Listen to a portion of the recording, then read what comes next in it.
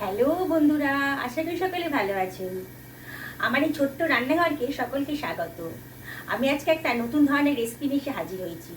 চলুন তাহলে রান্নাটা করা যাক। একটা কড়াই বসিয়ে দিলাম গ্যাস ওভেনে। 1 লিটার ফুল ক্রিম দুধ দিয়ে দিয়েছি। দুধটা জাল দিতে দেব। গ্যাস ওভেনটাও ধরিয়ে দিলাম।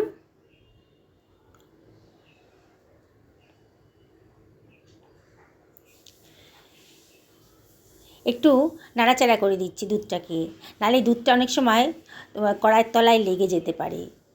মাঝে মাঝেই কিন্তু খুন্তি দিয়ে একটু নাড়াচাড়া করে দিতে হবে। একটা খুন্তির ভেতর দিয়ে রাখলাম, তাহলে দুধটা উল্টাবে না। প্রথমে একটু হাই ফ্লেমে রাখলাম। আমি এখানে 1 বাটি পরিমাণ হলুদ রঙের মুগ ডাল নিয়ে নিয়েছি। এই মুগ ডালটাকে আমি ভালো করে ধুয়ে নেব। 2 থেকে 3 বার ভালো করে ধুয়ে নেব। মুগ ডালের মধ্যে কিন্তু অনেক নোংরা থাকে। আমি এটা ভেজাবো না, জাস্ট 2 থেকে 3 বার ভালো করে জল চেঞ্জ করে করে ধুয়ে নেব।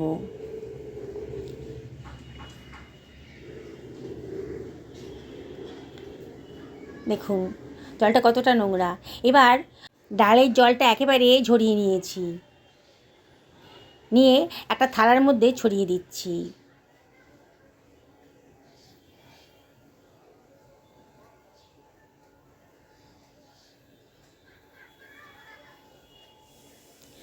এবার থালার মধ্যে খুব ভালো করে ছড়িয়ে দিলাম। ডালটাকে শুকিয়ে নেব।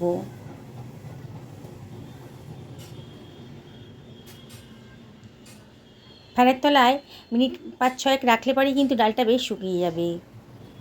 দুধটাকে কিন্তু মাঝে মাঝেই নাড়িয়ে দিতে হবে। আমি মিনিট 5 হাই ফ্লেমে রেখে এখন গ্যাস ওভেনটাকে আমি লো ফ্লেমে করে দিয়েছি। আর মাঝে মাঝেই কিন্তু একটু নাড়াচাড়া করে দেব। দুধটাকে আমার বেশ ঘন করে নিতে হবে। আবার মিডিয়াম টু হাই ফ্লেমে রেখেছি। আবারও বেশ খানিকক্ষণ ধরে নাড়াচাড়া করে দিচ্ছি। এইভাবে কমিয়ে, মানে একবারে লো ফ্লেমে কখনো আর কখনো বা মিডিয়াম টু হাই ফ্লেমে রেখে দুধটাকে ঘন করে নিতে হবে।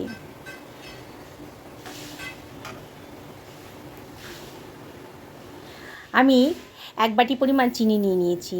যে বাটি মাপের আমি মুগ ডাল নিয়েছিলাম সেই বাটি মাপের চিনি আমি মিক্সার গ্রাইন্ডারে দিয়ে দিচ্ছি। আর এর ভেতর দিয়ে দিলাম 4টে এলাচ দানা। চিনিটা একবারে গ্রাইন্ড করতে পারিনি বলে ব্যাচে ব্যাচে করব।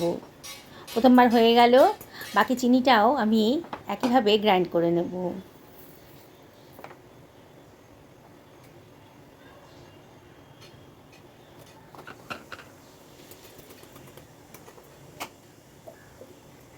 হয়ে গেছে গ্রাইন্ড করা, সরিয়ে রাখলাম। কতগুলো আমন্ড বাদাম একটু করে কেটে নিচ্ছি। আমি এখানে আমন্ড বাদাম দেবো, আপনাদের কাছে যা ড্রাই ফ্রুটস আছে সেগুলোই দিতে পারেন। দারুণ টেস্টি একটা রেসিপি আজকে তৈরি হতে চলেছে। বাজারে কিনতে গেলে কিন্তু অনেক খরচ পড়ে, আর বাড়িতে যদি বানিয়ে ফেলেন তাহলে কিন্তু অল্প খরচের ভেতরই অনেকগুলোই আপনাদের তৈরি হয়ে যাবে। এটা আমি সরিয়ে রাখলাম।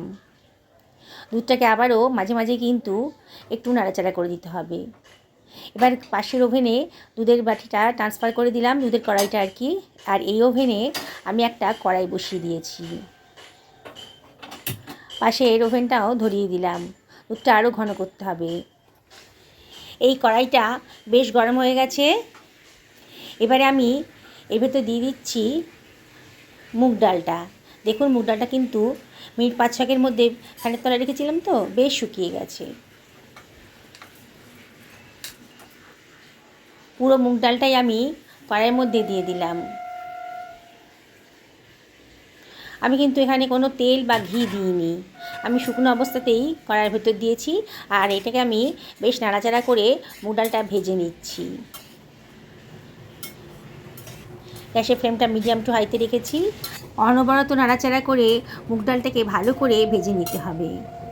আর পাশের গ্যাসে যে দুধটা বসিয়েছি ওটাও মাঝে সাঝে এটাকে নাড়াচাড়া করে দিতে হবে, নাহলে কিন্তু দুধটা পোড়া লেগে যেতে পারে। মুগ ডালটা দেখুন আস্তে আস্তে কিন্তু কালারটা চেঞ্জ হয়ে যাচ্ছে। বেশ কমিয়ে দিলাম, কমিয়ে দিয়ে আবারও একটু ভেজে নিচ্ছি। আপনারা নিজেরাই বুঝতে পারবেন কখন কমিয়ে ভাজবেন, কখনও মিডিয়াম টু লোতে রেখে ভাজবেন। এই মুগ ডালটা ভাজতে কিন্তু 5 থেকে 6 মিনিট টাইম লাগবে। দেখুন কালারটা ভালো মতো চেঞ্জ হয়ে গেছে, আর মুগ ডালটা কিন্তু বেশ ঝরঝরে হয়ে গেছে। বোঝাই যাচ্ছে যে মুগ ডালটা ভাজা হয়ে গেছে।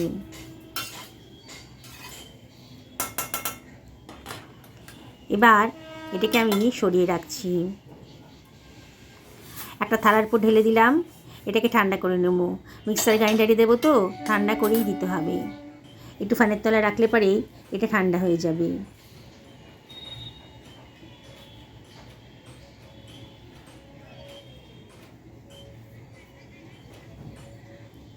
দেখুন মিনিট 5-6 মধ্যে কিন্তু মুগ ডালটা একেবারে ঠান্ডা হয়ে গেছে। এবার এটাকে আমি মিক্সার গ্রাইন্ডারের ভেতর দিয়ে দিচ্ছি। পুরোটা একবারে দিতে পারবো না, অল্প অল্প করে দিতে হবে। এই মিক্সার গ্রাইন্ডারেই আমি চিনিটা গ্রাইন্ড করেছিলাম।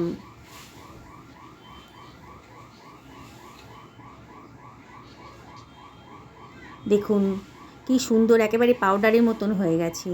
খুব মিহি করে গ্রাইন্ড করতে হবে কিন্তু, যেন এতটুকু দানাও না থাকে। দেখে মনে হচ্ছে না পুরো বেসন? এইভাবে কিন্তু গ্রাইন্ড করতে হবে। পুরোটাই আমি গ্রাইন্ড করে নিলাম, মানে পুরো ডালটাই আমি গ্রাইন্ড করা হয়ে গেছে। একটা পাত্রের ভেতর রেখে দিচ্ছি। দেখুন কত সুন্দরভাবে গ্রাইন্ডটা করা হয়েছে। এইভাবেই করবেন গ্রাইন্ডটা, তাহলে কিন্তু রেসিপিটা টেস্টি হবে। গ্যাস ওভেনে একটা কড়াই বসিয়ে দিয়েছি। কড়াইটাকে গরম করে নেব। কড়াইটা গরম হয়ে গেছে। এবার এর ভেতরে আমি দিয়ে দেবো 2 টেবিল চামচ ঘি। গ্যাসের ফ্লেমটা এই সময় একবারে লোতে রাখতে হবে, নাহলে কিন্তু ঘিটা পোড়া লেগে যাবে, পোড়া গন্ধ এসে যাবে, খেতে ভালো লাগবে না। আমন্ড বাদামগুলো যে কুচিয়ে রেখেছিলাম সেটা দিয়ে দিলাম। দিয়ে এটাকে একটু ফ্রাই করে নেব।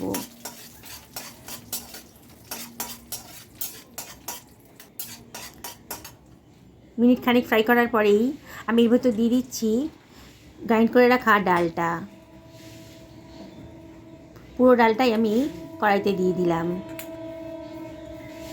বন্ধুরা রেসিপিটা বানানো কিন্তু একেবারেই সোজা। একবার যে দেখবে না সেই কিন্তু অনায়াসে বানিয়ে ফেলতে পারবে। আর বাজারের মতো বলবো না, দোকানের থেকেও দারুণ সুন্দর রেসিপি কিন্তু তৈরি হয়ে যাবে, আর তো অল্প খরচের ভেতরে। গ্যাসের ফ্লেমটা মিডিয়াম টু হাইতে রেখে অনবরত কিন্তু নাড়তে হবে। আস্তে আস্তে কিন্তু একটা সুঘ্রাণ গন্ধ বেরোতে শুরু করেছে। তখন কিন্তু গ্যাসের ফ্লেমটা আবার লোতে করে দিতে হবে। দেখতে হবে কোনো অবস্থাতেই যেন পুড়ে না যায়। আমার রাবড়িটাও তৈরি হয়ে গেছে দেখুন। এবার রাবড়িটা আমি দিয়ে দিচ্ছি, দিয়ে সব কিছু ভালো করে মিশিয়ে নিচ্ছি। অনবরত নাড়তে হবে। এখন অনেকগুলো লাম্পস মতো হয়ে এসে গেছে, কিন্তু এগুলো থাকবে না। যত নাড়বেন না ততই ঝুরঝুরে হয়ে যাবে আস্তে আস্তে। এই অবস্থায় আমি দিয়ে দিলাম 1 টেবিল চামচ গোলাপ জল। খুব সুন্দর একটা গন্ধ বেরোবে। আপনার হাতের কাছে যদি গোলাপ জল থাকে তাহলে দিয়ে দেবেন, আর না থাকলে অ্যাভয়েড করবেন। দেখুন অনবরত কিন্তু নাড়ছি। নাড়তে নাড়তে ডালটা কিন্তু একেবারে ঝুরঝুরে হয়ে যাচ্ছে।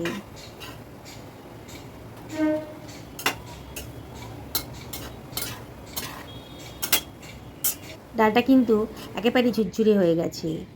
এবার আমি এর ভেতর দিয়ে দিচ্ছি আরও 2 টেবিল চামচ মতো গাওয়া ঘি। দারুণ টেস্টি হবে।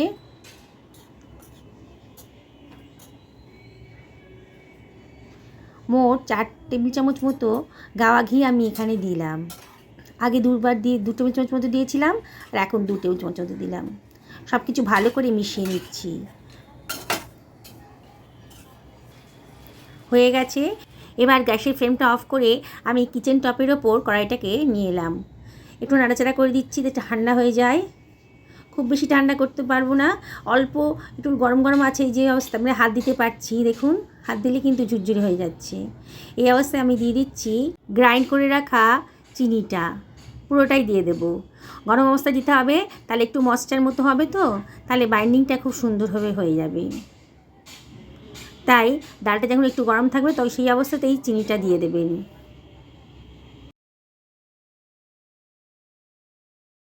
এবার আমি মেখে নেব। যেমন করে আমরা আটা মাখি সেরকম করে সব কিছু ভালো করে মাখিয়ে নিচ্ছি। উষ্ণ মতো গরম আছে, আর চিনিটা কিন্তু ওর সঙ্গে ডালের সাথে মিশে একটা ময়েশ্চার মতো হয়েছে, আর তার জন্যে খুব ভালোভাবে কিন্তু মাখা হয়ে যাচ্ছে। দেখুন কালারটাও কিন্তু চেঞ্জ হয়ে গেছে। এ দেখুন হাত দিয়ে চাপ দিলেই পরে কিন্তু সুন্দর একটা লাড্ডু শেপে হয়ে যাচ্ছে। খুব টাইট করে করতে হবে, ভেতরে এয়ার যেন না থাকে। দেখুন কত সুন্দরভাবে একটা লাড্ডু তৈরি হয়ে গেল। এইভাবে আমি বাকি লাড্ডুগুলোও তৈরি করে নেব। দেখলেন তো বন্ধুরা, কত সহজে কত অল্প খরচে দারুণ সুন্দর মুগের লাড্ডু তৈরি হয়ে গেল। একেবারে নতুন পদ্ধতিতে আজকে তৈরি করলাম। রেসিপিটা যদি ভালো লাগে তাহলে লাইক শেয়ার কমেন্ট করতে কিন্তু ভুলবেন না। আর নতুন বন্ধুদেরকে রিকোয়েস্ট করব আমার চ্যানেলটা সাবস্ক্রাইব করার জন্যে। আর যারা ফেসবুক থেকে দেখছেন তাদেরকে রিকোয়েস্ট করব আমার পেজটা ফলো করার জন্যে। দেখুন কি দারুণ দেখতে লাগছে, দেখে মনে হচ্ছে না একেবারে দোকান থেকে আনা হয়েছে?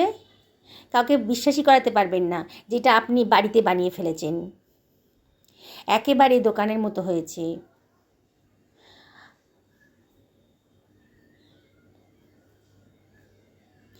দেখুন এক বাটি মুগ ডালে আমার কতগুলো লাড্ডু তৈরি হয়ে গেছে। লাড্ডুগুলো আমি মিডিয়াম সাইজে রেখেছি, খুব বেশি বড়ও করিনি আর খুব বেশি ছোটও হয়নি। দেখুন কাছ থেকে দেখাচ্ছি কত সুন্দর দেখতে লাগছে। কি দেখি বানাতে ইচ্ছে করছে তো? তাহলে দেরি করবেন না, আজকেই বানিয়ে ফেলুন। আমি একটা লাড্ডু ভেঙে দেখাচ্ছি, ভেতরটা কতটা সফট হয়েছে। দেখুন একেবারে দোকানের মতন হয়েছে, দেখেই খেতে ইচ্ছে করছে।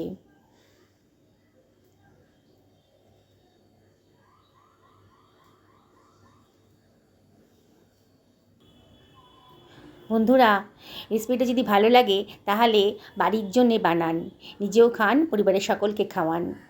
আমি একটা লাড্ডু খেয়ে দেখছি কেমন হয়েছে।